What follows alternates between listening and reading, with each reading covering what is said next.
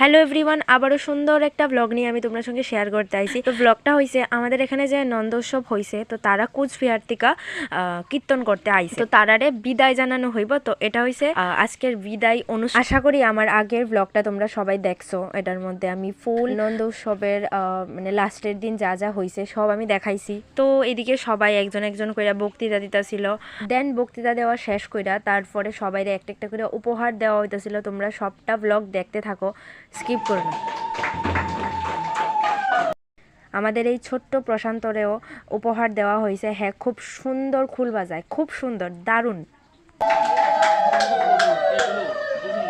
তারপরে হ্যাঁ সঙ্গে আরেকজনও খুল বাজাইতো, হ্যাঁ আমার বোনের ছেলে, তো হেরেও উপহার দেওয়া হয়েছে।